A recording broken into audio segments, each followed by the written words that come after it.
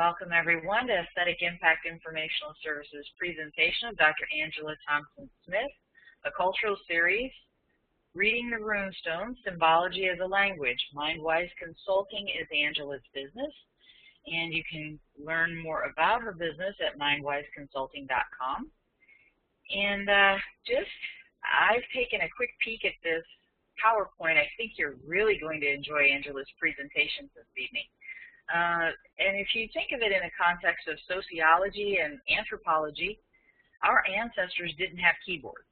Rune stones were a language for them, and Angela is going to teach us there were many different groups using variations of this as a language and communication tool.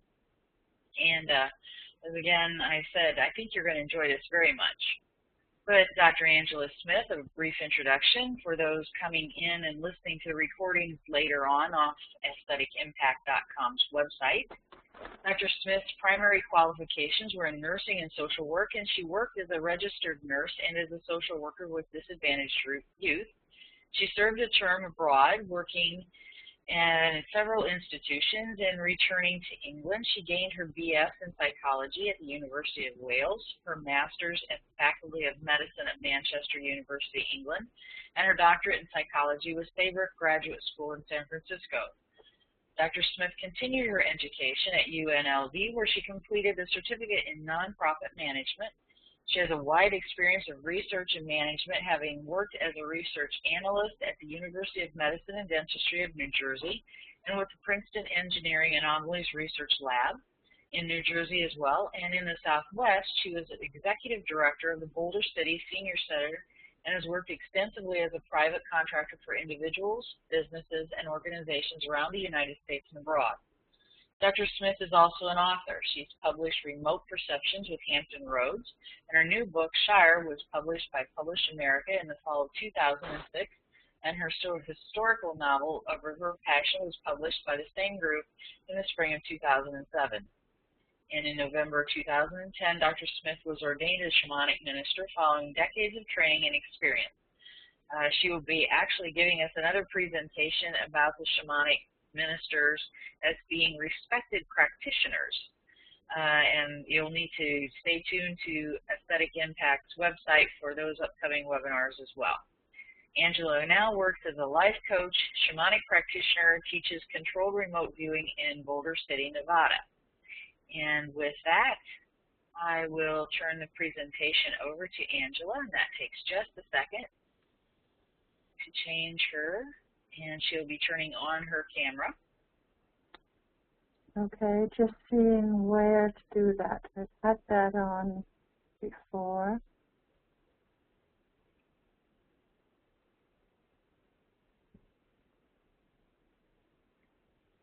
And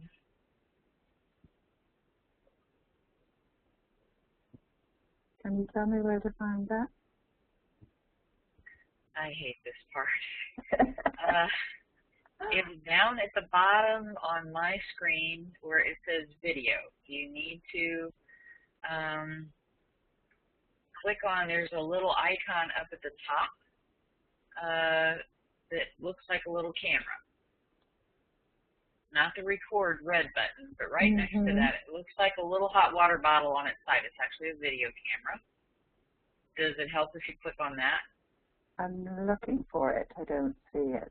And it's way up at the top on my screen. Participants is directly under it on the top tool tray. Up by... Okay. It says Participants Chat Q&A Power. Hang on, there's... This is the rough part from my seat, just because I can't coach you. I don't know what it looks like on your side. Right. Yeah. I don't have that. I have Participant Chat Q&A and Power up on the top. PowerPoint notes. I don't have a, then I have Chat Q&A, PowerPoint notes, and underneath that. There's nothing that enables your camera. I don't. No. Because let me look up at the top. Up at the top bar here.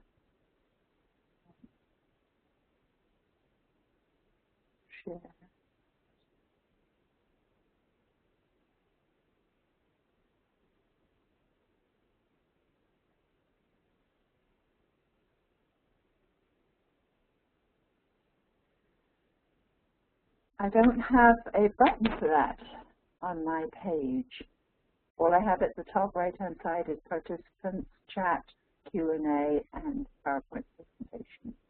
Okay, well, I'll tell you what. I will go ahead and mute myself, and you start your presentation, and I'm going to call WebEx and see if they can coach me, okay?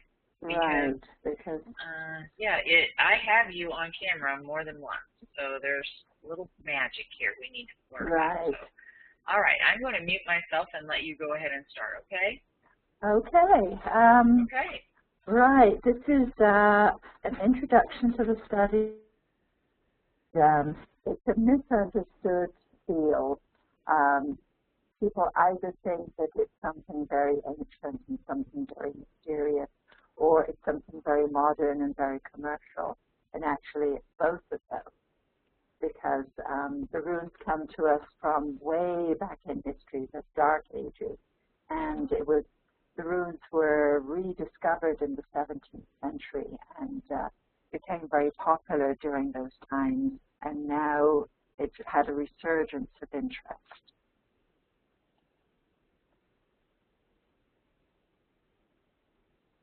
Okay, that's the second slide. Runes are ancient glyphs or symbols that were originally derived from simple OGAM or line writing. If you were to go out into the highways and byways back in, say, the 10th century, particularly in Northern Europe, you would find standing stones. And if you looked on the corners, the right angles of these stones, you would find incised lines in various configurations from right on that corner. And this was OGAM, or line writing. This knowledge was lost in time until around the 17th century, as I had said, when runes were studied as a tool for divination. And many ancient cultures, Germanic, Danish, Swedish, Anglo-Saxon, and Norwegian, developed runic alphabets called Futhark. Now, many people today think there are only two types of runes, Germanic and Viking. And there are actually at least 10 different varieties of runes, and I'm going to show you some of those as we're progressing through the PowerPoint. As I said, runes began as simple straight lines carved in stone and known as OGAM. The runes then became more elaborate symbols or glyphs that were carved into standing stones and wood, and each glyph had its own symbolic meaning.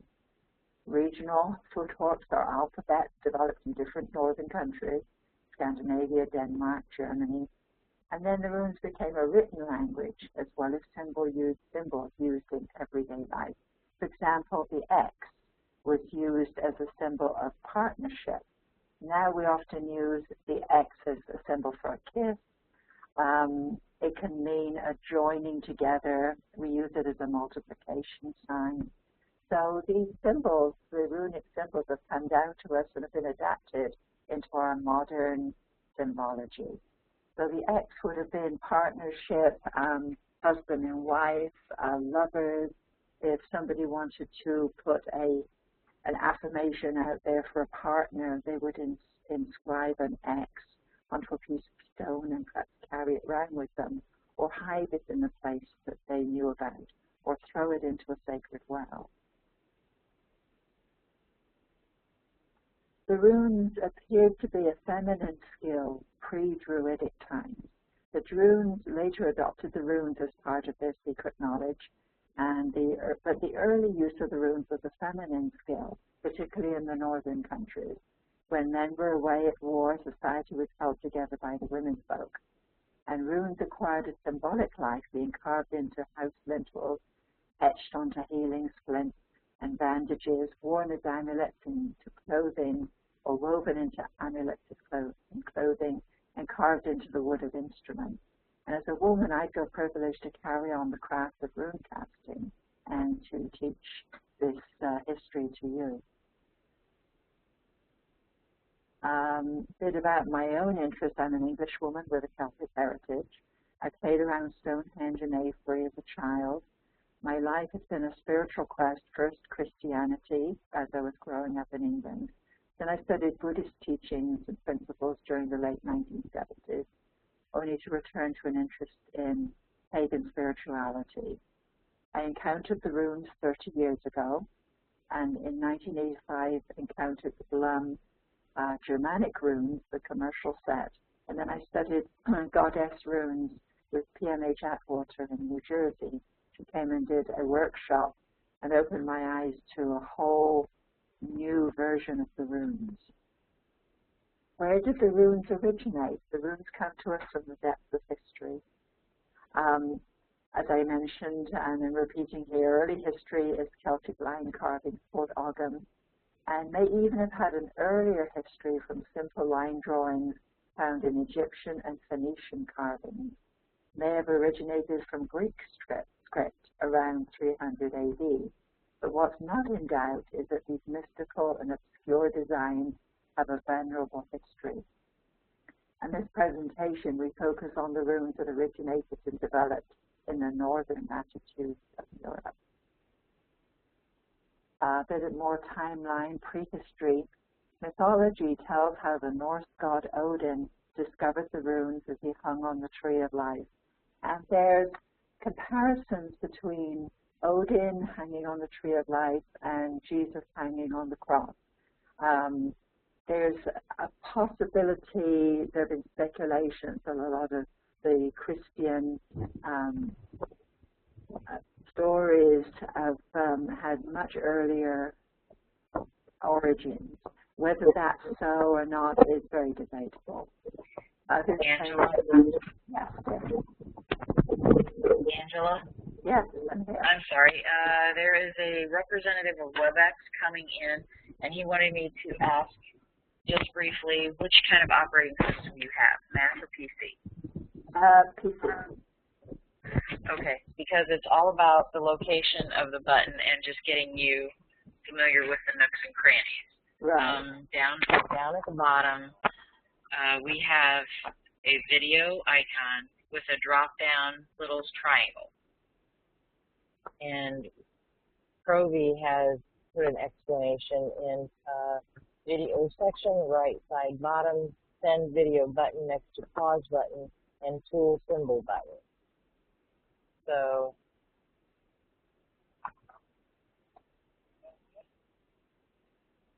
oh, bear, B-E-A-R, sorry. Yeah, I don't see that. I see connected. I see speak now. Font size small. This recording, event number, integrated conference is now in progress. Yes, sir. We have 8 people in there.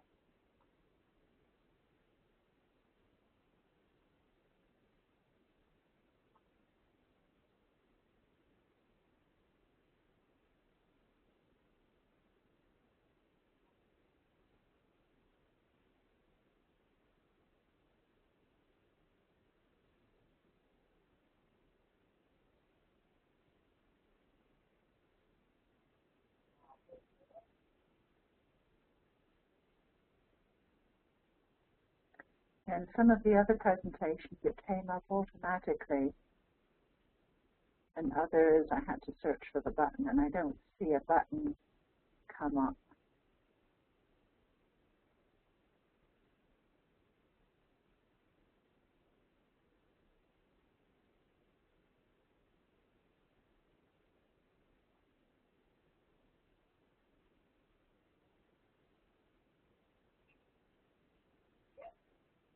And I just gave you a mic if you want.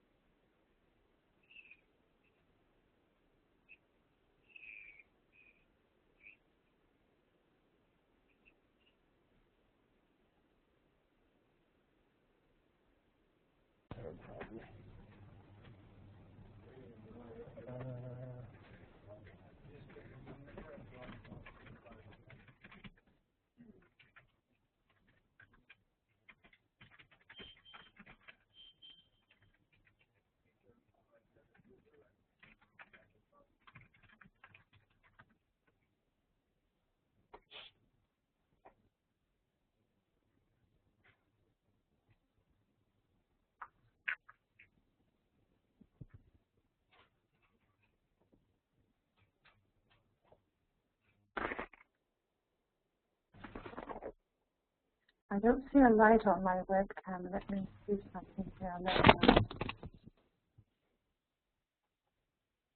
No, but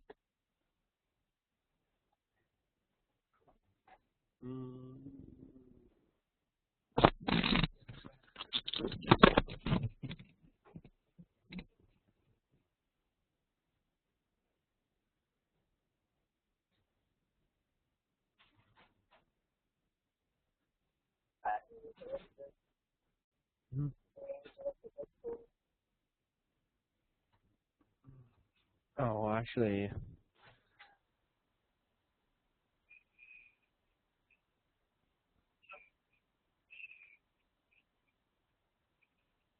let me see. Where does it say my event window? Analyst is under share. Mine is grayed out.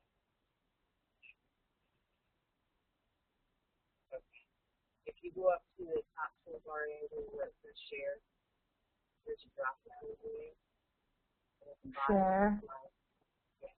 My event window. Okay. There we go.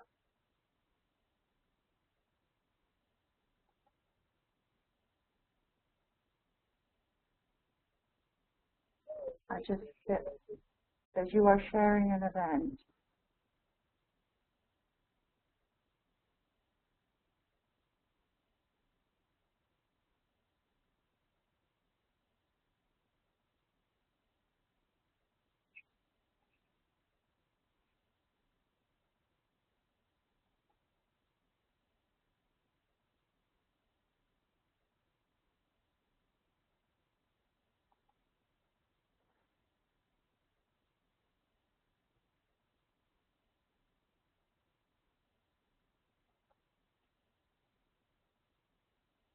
I opened the My Event window, but it says I'm sharing an event.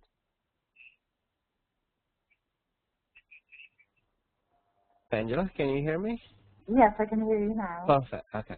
Now, up at the top on the right side, do you see like the participant chat, Q&A, and power, right? Yeah. Just next to it, do you see a small arrow? No, there's Yeah, that one. Yeah. Click on that. It says restore layout, minimize all, manage panel. Yeah, click on manage panel. Okay. And click on that video. Okay. And then add. Okay. Yeah, click on OK. Okay. Yep. Now I did that when I activated. Now that's goofy. Perfect. All now right. You click on send video. There you go. You now have me there. Yeah, so now what we do is we need to stop sharing. Up at the top, you have the stop blue button. No, not on the right side. On the right, stop. Okay. Yeah, there you go. So that we all should be on the same interface. Right. There you go. So now we are all on the same screen, and you're good. All right. Thank you. I did that when we started this room up. Now, why in the world does she have to do it too? Yeah, I didn't do that before, so maybe it's something new. Right.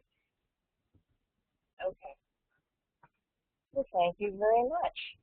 Yes, thank you. We're good again. Thank you. All right. I think we're good. Okay, you want me to proceed? Right. Sorry about that. I didn't know what I had to do here. Okay, timeline, prehistory. Thank you. Bye. Okay, we're good. Okay, good. Hello again, everyone. Prehistory again. I was talking about the Norse god Odin, who discovered the runes as he hung on the tree of life, and how this had some correspondences to the later Christian stories of Jesus on the cross. Others claim a Germanic origin for the runes. So these are possibilities that people have talked about, mythology and how stories can get repeated and repeated. The Celtic Druids used the rune symbols, which they etched into stones all over the northern hemisphere. So the runes were around a long time before the Druids.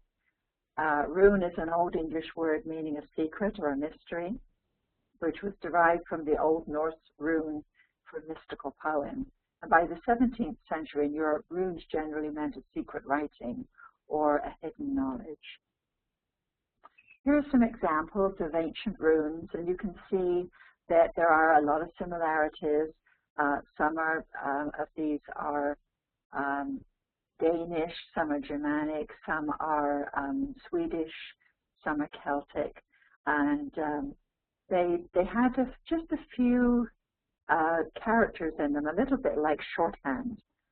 These were glyphs that had meanings to them, and they were actually an alphabet of runes with distinct sounds and names like we have with our alphabet. So going back to Odin and the Tree of Life, the Norse god Odin was credited in mythology for acquiring the rune symbols. And the story goes that he was hanging on the Tree of Life following a poem.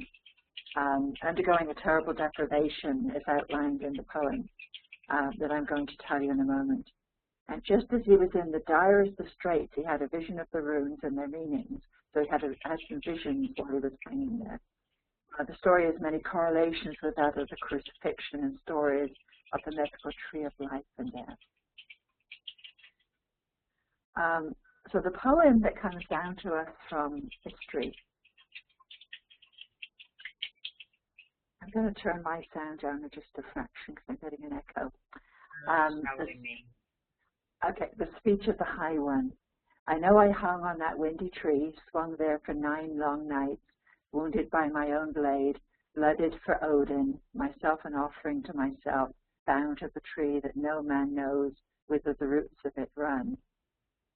None gave me bread, none gave me drink, down to the deepest depths I peered, till I spied the runes.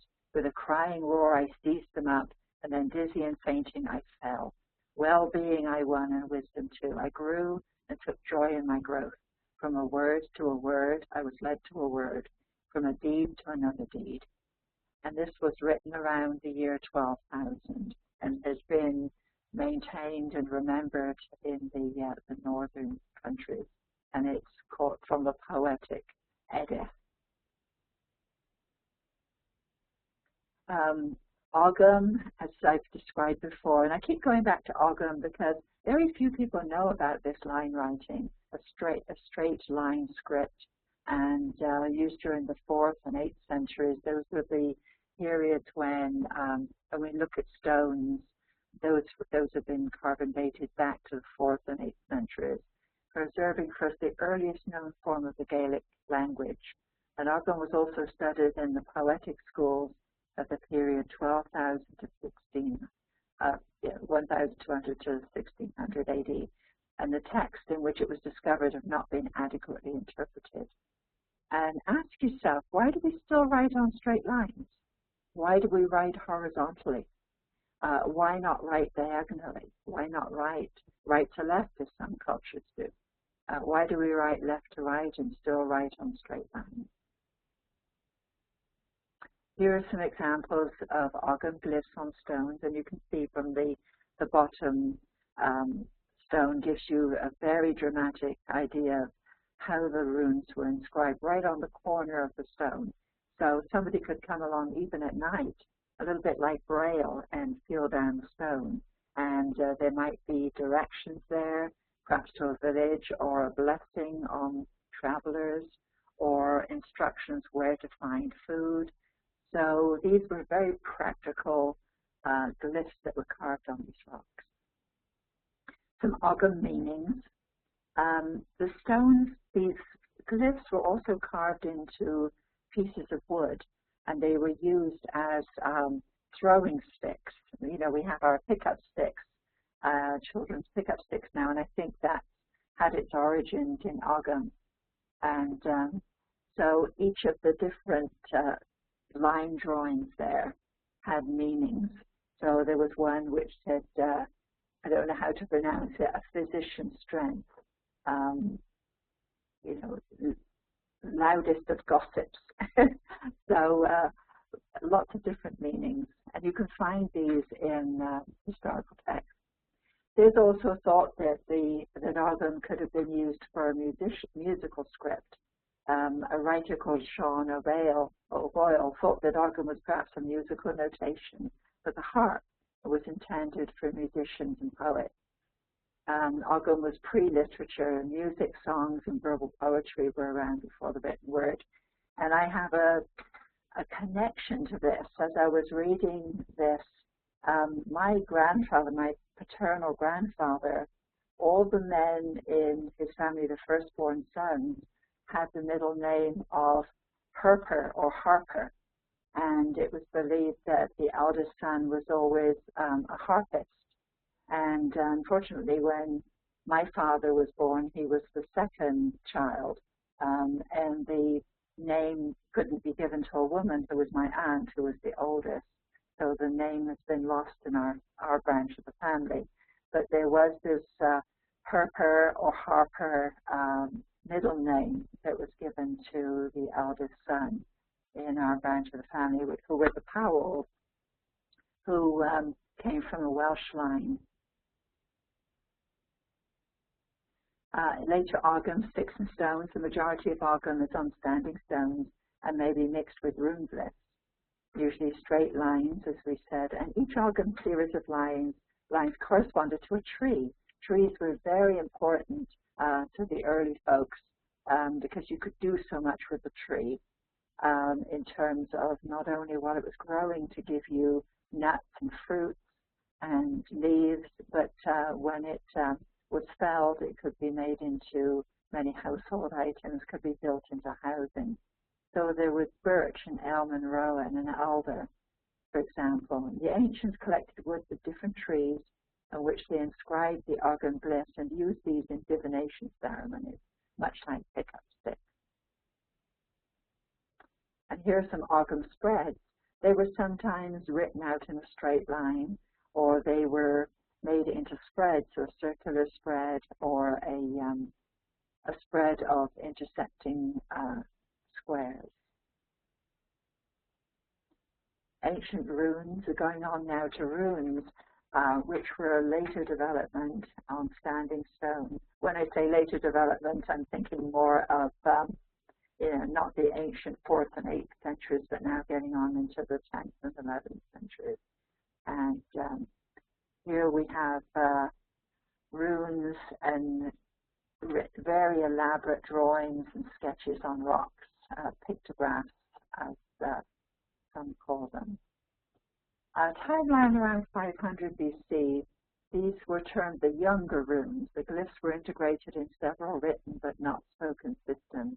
And some of these early rune footmarks were Viking. Others claim a Germanic origin. Celtic Druids did not invent the runes, but used the glyphs that they found etched onto standing stones all over Northern Europe. And we're going to get to how you use them in a bit. In the 4th century, the knowledge of the runes spread to Germany and other Teutonic countries.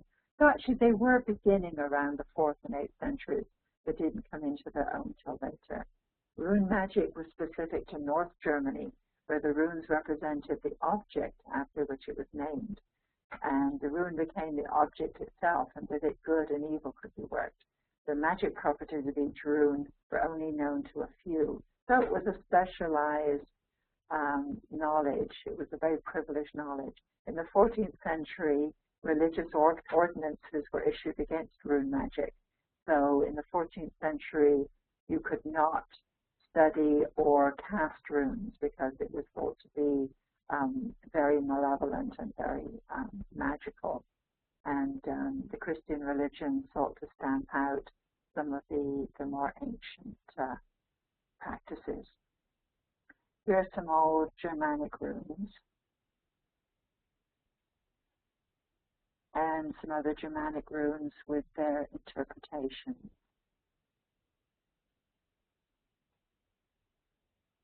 The Viking runes are more commonly associated with modern versions, commercial versions, which are found in commercial sets such as BLUM.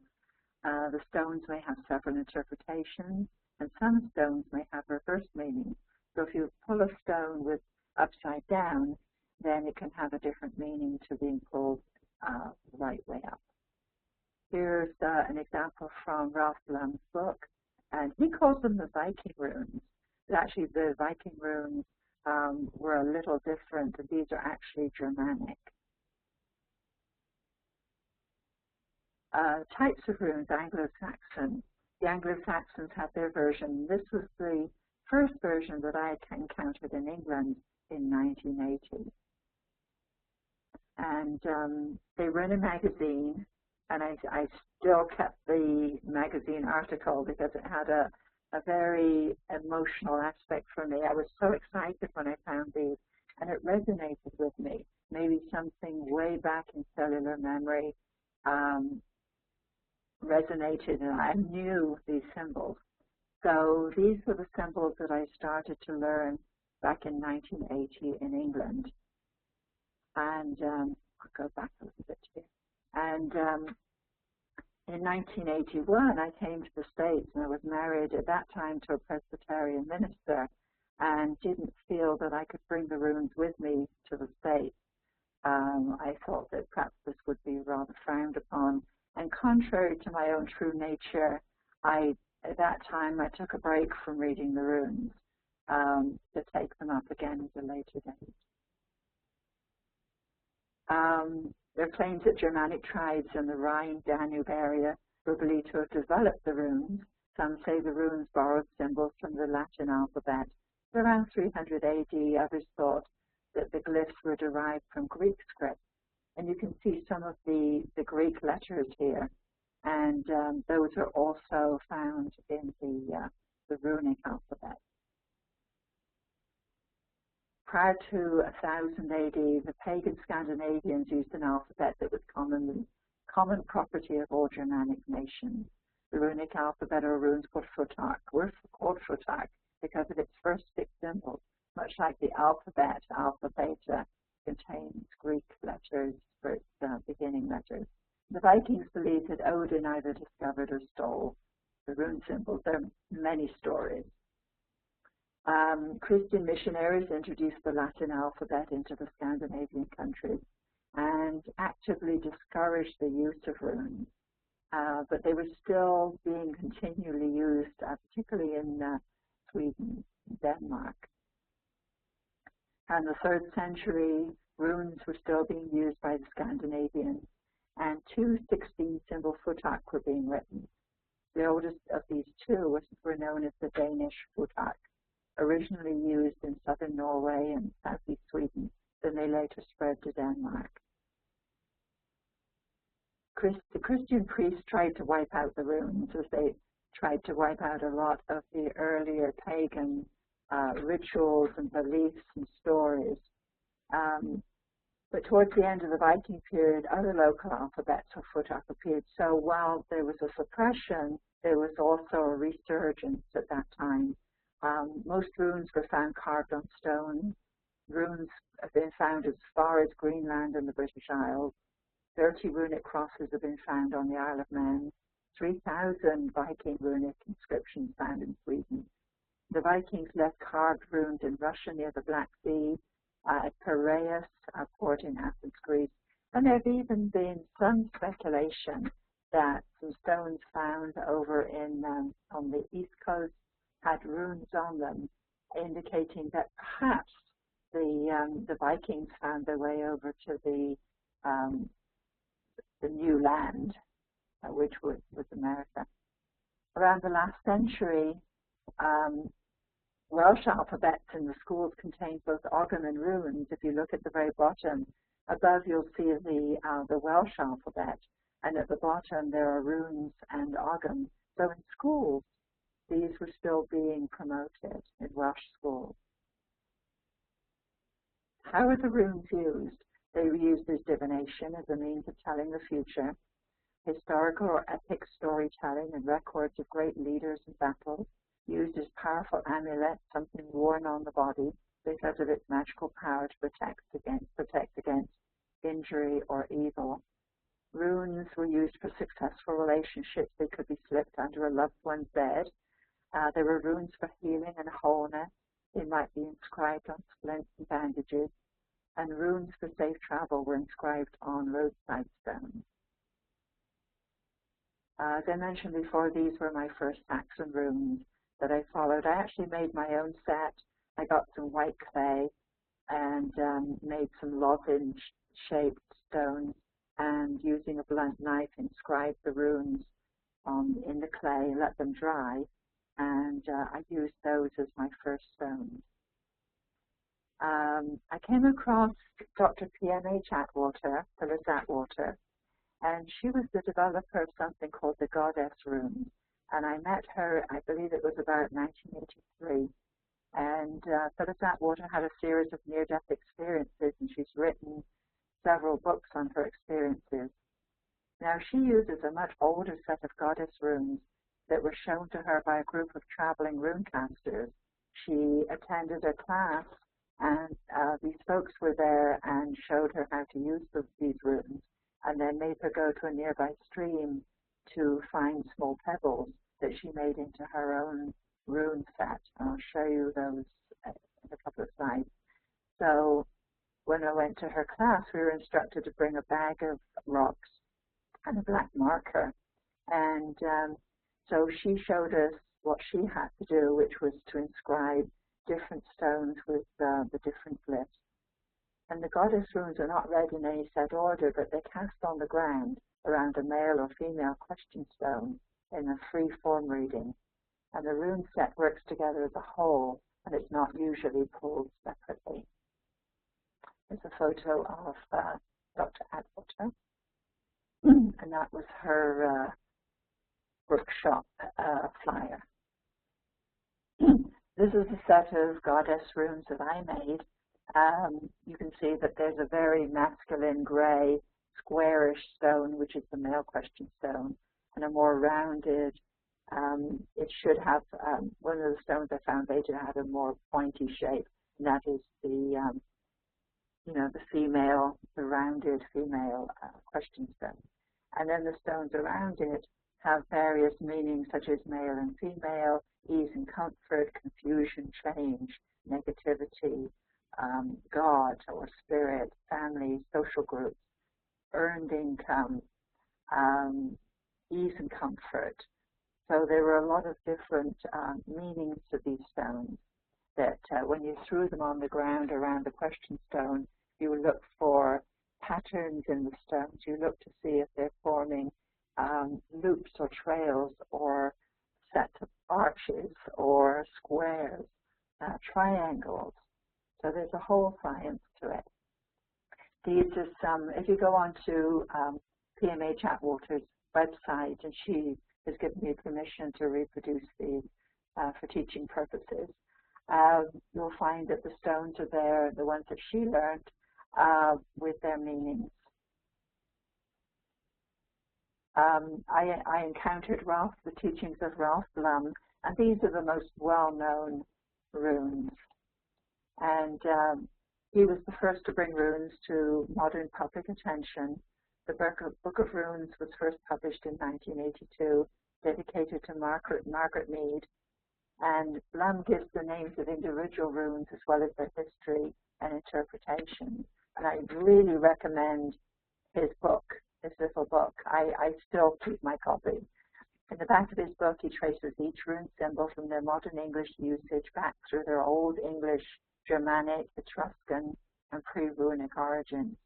And Ralph and Jean BLUM now reside in Maui, Hawaii, and they run the Haikuliana Plantation. I think that's how you pronounce it. This is a set of Ralph BLUM stones. He doesn't provide a bag like that. That was my own personal bag. And this is the back of his book where he gives some of the traditional meanings and the names of the runes. Many years of patient practice have assured me of the benevolent nature of the runes, their ability to be used as a decision-making tool. They are not like the tarot, which has the hangman, and there can be some very negative connotations to some of the tarot. The runes are very benevolent in that they help you in decision-making. They point you in certain directions. They give you insight. They're used as a personal and professional guide.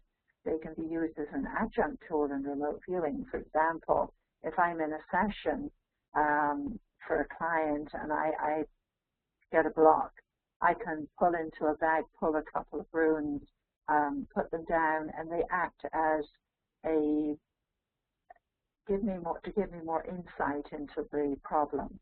And I can go, oh, okay, you know, they're giving me these 3 runes with 3 different meanings, so I'll follow those meanings and get some more intuitive information. And I use them quite a lot when I'm doing extended remote viewing, ERV. I have found runes to be accurate and reliable, and I'll give you a couple of examples. When I was back in New Jersey, and I was pulling the runes for a friend of mine.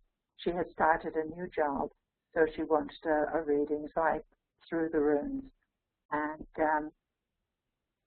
what the rune showed was that she would be in a leadership position within 3 months. And she said, absolutely not. I'm only just starting the job. How could I be in a leadership position? But within 3 months, she was the head of a team within that company. We also found one Christmas when I was there and I hadn't taken my runes, we used Hershey Kisses and wrote the symbols on little pieces of sticky paper, put them on the bottom of the Hershey Kisses, and threw the runes. These were the goddess runes. And they worked just as well as a commercial set. So that was a lot of fun to be able to do that.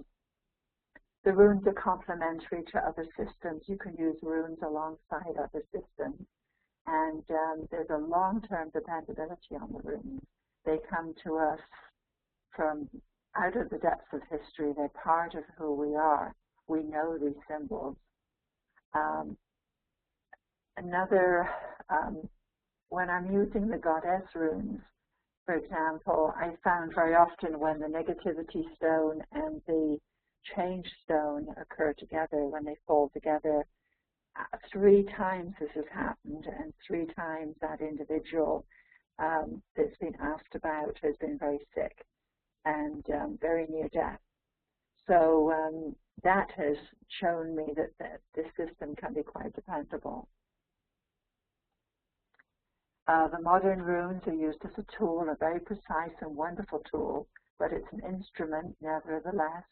The runes are an intuitive tool, through which the mind can interpret certain situations and events. It is the human intuitive mind, in tandem with the rune symbols, that accesses and interprets these situations and events. The rune reading involves clairvoyance, psychokinesis, and telepathy, which comes under the umbrella term of psi. And the emotional and physiological state of the rune reader can affect the rune reading. You can make your own set of runes. I put here a little set that can be bought commercially, and you can buy inscribing tools for this kind of shiny stone, or you can make your own runes out of gas clay, make thumb size, 2 inch by 1 inch oblongs, and while the clay is soft, inscribe the runes. Or you can go out and find regular stones out in nature, and using a black magic marker, inscribe the runes on the stones. Or you can get little blocks of wood and inscribe the symbols on the blocks of wood. The approach to making your own set of rune stones should be done quietly and joyfully, and with a sense of reverence for the history and the meaning of the runes. Decide first which futark or set of glyphs you'll use. So the ones I use mostly are the BLUM glyphs and the goddess runes. The rune glyphs can be etched into natural or semi-precious stones, as I mentioned, using an engraving tool. And runes can be etched, drawn, or painted onto cut, sanded, and polished pieces of wood. Runes can be made from small rectangles of clay, which I've already described, with the glyphs cut into the damp clay before drying. This is a rune spread. This is using the Germanic runes. What I've done sometimes at the beginning of the year for friends is arrange the 24 runes that come with the glyph, with the BLUM set in twos, so two for each of the months for the coming year, and then a keystone in the middle, and then done a rune reading for friends for the year using the pair for each month, looking at the year for that particular person, and then using the 25th stone, the keystone, as an overview for the whole year. You can buy rune cards that are very helpful for the beginner. So please remember, runes are an intuitive tool that deserves to be used wisely. I believe that the glyphs have been deeply etched into our subconscious mind over the centuries. The symbols were not chosen at random, but were selected with care and used for centuries. Their continued use testifies to their efficacy, and the symbols are strongly linked to the human mind. They depend on our intent for their implementation, so please use them wisely. Yeah, that's the presentation. So I'm open to some questions.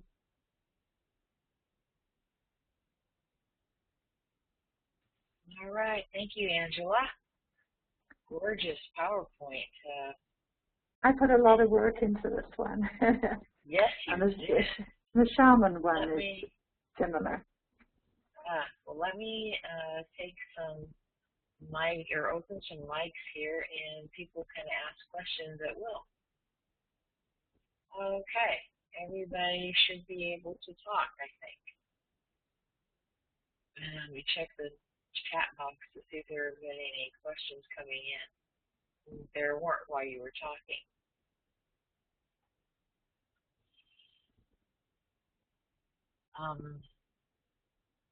Unfortunately, I was on the line with WebEx IP there for a little bit, so I was not able to completely pay attention there for a little while, which makes, I thought about it later, like I can't ask questions now. Oh.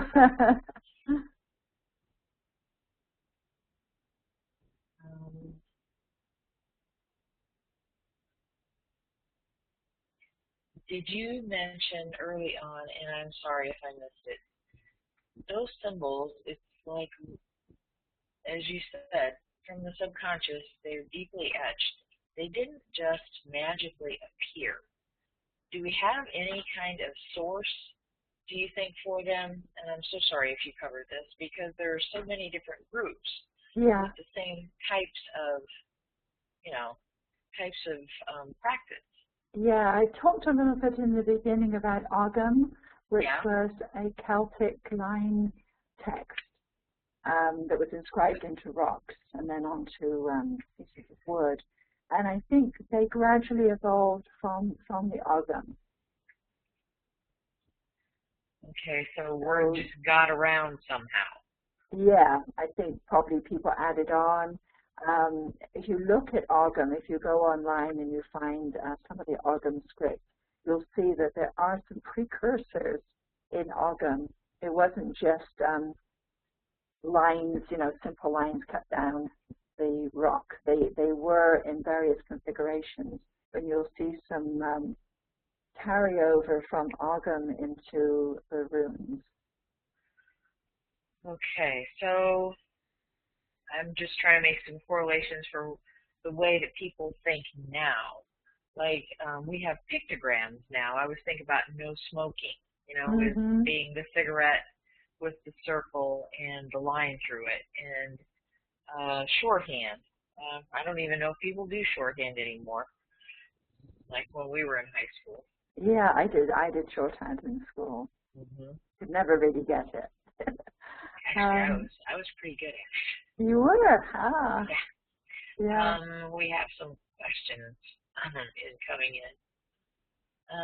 Do you find the indications for the readings can be very detailed, or are they more general? Wondering how detailed they could be, or if they are more for indication. If you just pull a couple of stones, like the BLUM stones, you can pull 3 stones for past, present, and future. And they can be very, very rudimentary. If you're throwing the goddess runes, you get a whole spread, and that can be quite a detailed reading. and can take up to, maybe 15 minutes to interpret. And what I do very often is have the person who's asking the question sitting with me on the floor, and the male or female puts the question stone in the middle. They don't even have to verbalize the question, that they can hold. I have them hold stones and throw the stones, and then I interpret them. And that can be quite detailed. We have another question. What is the simplest spread number of runes to pull to use with runes? Is there an order to lay them? The best, simplest approach to interpretation? And thank you. Okay. The simplest are the 3 stones. Or if you have a simple question, pull 1 stone and see what it tells you. I found that I can't read for myself. One time this was when I lived back in New Jersey, and I was starting to do the Ralph BLUM stones. I had a problem, and I pulled a stone, and it was the stone of indecision. Put it back in, shook up the bag really thoroughly, pulled the same stone, put it back in, shook up the bag thoroughly again, and pulled the stone of indecision a 3rd time. So it was, I can't read for myself. If I need some intuitive guidance, I usually go to somebody else. But the simplest is just to pull a stone, particularly if it's for somebody else, and interpret it, or pull 3 stones for past, present, and future. Those are the simplest spreads. But there are lots of different spreads that you can learn. Another question. How have you found the goddess ones to be different from the BLUM ones? And I take it you prefer the goddess ones?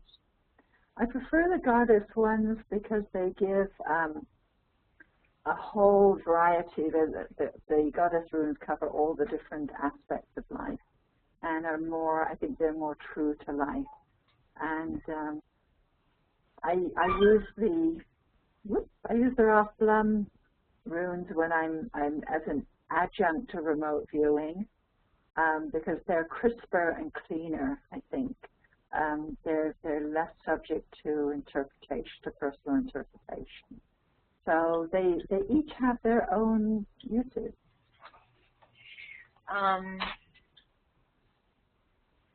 Then I may have to play with your PowerPoint presentation just for a second now. Okay. I'll find one that maybe I'm dowsing for a runestone here. I'm just, for the sake of the fact that in the medieval times, in the days of, the huts and the open fires, and the people writing about killing witches because they were so horrible. Now, this was a communication tool and a language. For instance, I should maybe ask you to pick a slide, but can you pick a stone or two and give us, like we define a word? Pink is the color of, and this is how we decided it. Could you explain what separates this as a communication tool and such a science and not magic? Is that too obtuse? I can't think how I want to articulate the question. Right, because if you look way back in history, they were not used magically. They were actually for communication.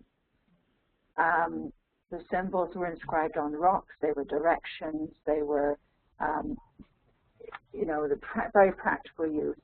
And then over the years, they were used much like we would use a heart shape, for love. Well, I'm looking at slide 40. I don't think that we're probably in sync. If you could take a look at that one. And for instance, gone too far.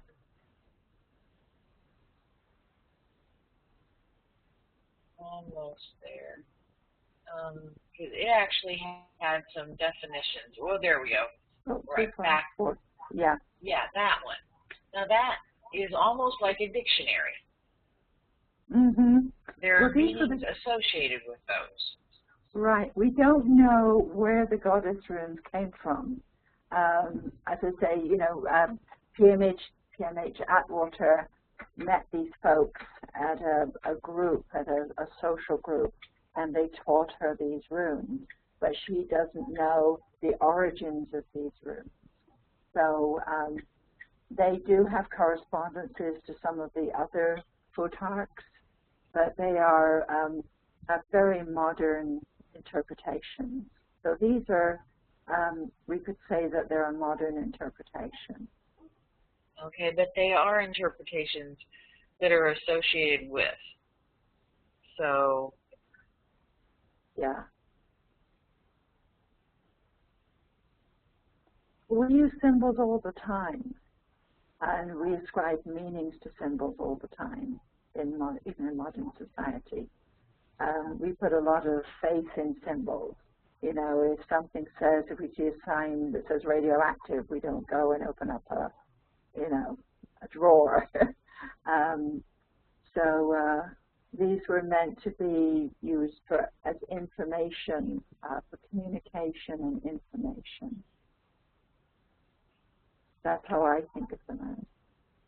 right. To just, you have to consider, excuse me, the different use of different words. Oh, my phone, I'm sorry. The different use of different terminology and different words. Someone is asking, how have they been used magically? Well, is that an interpretation of the person asking the question? And then, are there 25 also in the goddess set? And I'm going to mute myself for a second here. Right. I'm going to go up to... There are the goddess runes. When you use the word magic, that has, in our modern society, many interpretations, both positive and negative. So are they used in a magical sense? Yes, because they're used in a way to assist people, to help people with personal problems. Is that your dog? So there are many different, in one aspect they are used magically, but they are not magic. That's that's all I can say about Sorry, do you have to go potty? it. Can hear your baby there.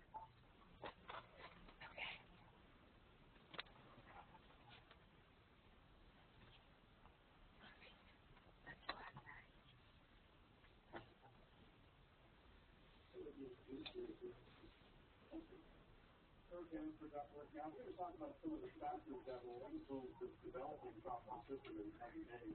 And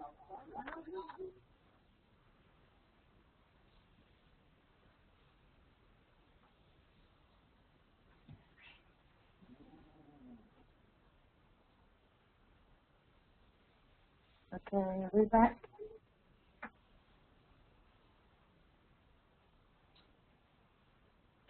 So you can see I've got the goddess runes up, and let me think how many. I haven't counted them in so long. I just used them. So 1, 2, 3, 4, 5, 6, 7, 8, 9, 10, 11, 12, 13, 14. There are actually 16, including the question zone. So that's an answer to one of the questions.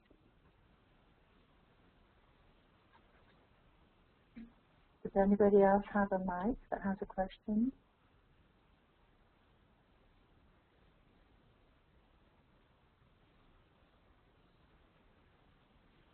Oh, looks like Teresa's on the phone. She has an important call. Okay. Does anybody else want to type in a question?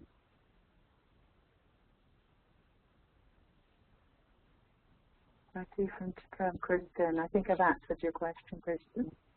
So there are actually 16 in the goddess set and 25 in the BLUM set. And I've answered the question about the, do I prefer the goddess ones to the Ralph BLUM ones? I like them both. I really like working with them both. And I keep both of them on hand in my desk drawer for questions that come up.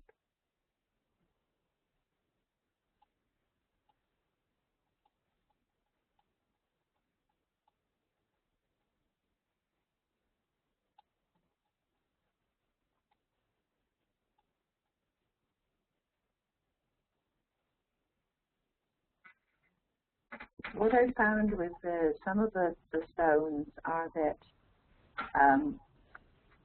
they get a very particular personal meaning, particularly if you find your own stone and you put the runes on the stones, either the goddess runes or the Ralph BLUM stones. And you put them, for example, when I was in Africa visiting, I picked up a lot of little red stones from one of the parks there. And then when I went to Scotland, I found some very nice green stones. So you can make sets for yourself, and they can have a great deal of meaning. You can just go out in your own backyard and find stones. And with the goddess stones, if you go to PMH Atwater's website, you can find that she shows you the different shapes of the stones, what they can be, how they can be interpreted, and for example, the shape of the male and female question stone. And so what I've tried is for example, the stone of negativity and the stone of change have long, thin glyphs on them. So I try and find stones that have that kind of a glyph on them. And the stone of earned income, which is the circle with the dot in the middle, I've tried to find a relatively round stone. So, and then the God stone, I chose a nice vibrant red stone. So trying to find different stones, and you use your intuition to, you know, to make your own set, and they become very personal. I think we've lost Teresa for a little while. So if anybody else wants to type in a question, I'm not sure whether that will appear in chat.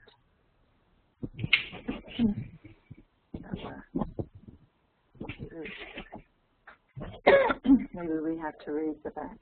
I do. I'm sorry. Okay. We have a remote viewing project that's due tonight, and one of the viewers was checking in with technical difficulties. Surprise, surprise. Okay. So I had to pay attention to that one. So, no worries. Yeah. And so now I'll have to tune into the recording to see what I missed. Well, I was just I was recapping some of the questions, going back and seeing if I'd answered all the questions, and just talking again a little bit about the goddess runes and how if you go to PMH Atwater's website, she gives you detailed instructions about the size and shape of the different rocks to put the glyphs on, and you know, what kind of stones to look for the male and female question stone, and how to throw the runes. So it's very informative. Yeah. A whole new language. Mm-hmm. Does anyone else have any questions? I can always tell when they're listening rapidly because the screen goes silent. Yeah.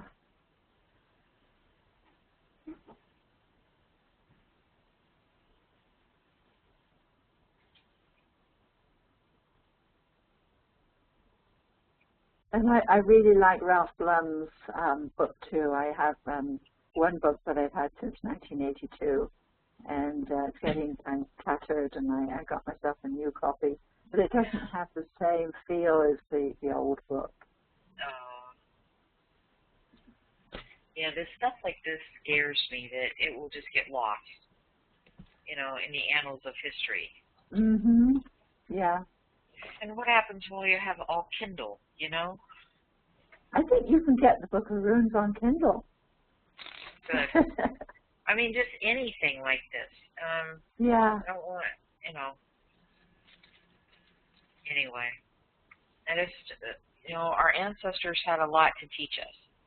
And to to throw away, you know, information from any group, I think is a huge cultural mistake. And just a lot of bias and lack of education, lack of open-mindedness. Doesn't mean that everyone has all the answers, but it's like every piece of the puzzle.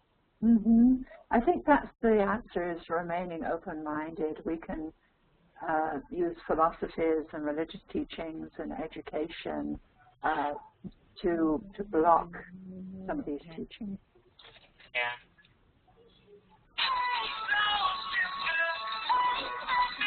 Well, I don't know what that is. I have no idea. Somebody else has a little ringtone, I think. Is that a radio? Not on my end. It must be not on my end. Somebody's ringtone. It was we'll be singing with that one. Yeah, yeah. Well, that's about it. You know, I just advise using the runes very wisely and very reverently if you do go to use them, and you'll find that they work. Okay. Thank you very much, Angela. If there are no more questions, I think we'll go ahead and sign off. Okay. Well, thank you so much for having me on again. Thank you, and thank you for, as always, patiently waiting through the technology piece. Oh, and, never heard of it. I think we got a cross line somewhere. Actually, have you talked to Tom? Oh, we got today's telephone conversation going there. All right, I just muted people, so. Okay, yeah. Well, take care, and we have, Lynn's always telling me I need to plug things. We have Marty Rosenblatt on Sunday for anyone who's interested. Marty is the guru of associate remote viewing, and we're using that tool to look at precognition and how we can take a few steps forward into the future and learn how to grab some perceptions and come back and have something that's actually a hands-on process that talks about time, things that we don't understand with time and space. And it's a short, quick little demonstration of ARV using a baseball game. We meet, and then Marty talks to us a little bit about it. We're trying to hone it so that, because some of my friends came to the last one, and being totally new to the topic, they were a little lost.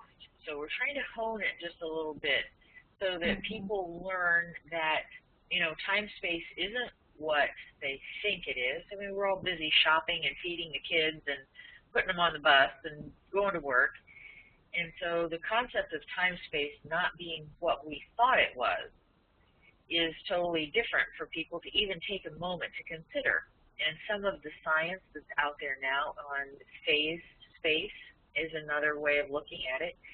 So if we can get a session or short introductory presentation on ARV with a baseball game as a quick feedback tool, teach people that we're sitting here now, and in 3 hours, you know, if we do this little exercise and attach it to this baseball game so that you can have an attachment to associate it with, and then we come back and look at it, look, you just somehow moved ahead in time and figured something out. So anyway, that's what we're doing on Sunday. If anybody's interested, let your friends know, because if you just go to AIISWebEx.com, you can join us too. Lynn would be proud of me. I actually plugged something. So anyway, well, thanks for coming, everyone. And thank you, Angela, for all your knowledge and choosing to share it with us. We appreciate it. Well, you're welcome. You're very welcome. All right. All right. Good night, everyone. Thanks for coming.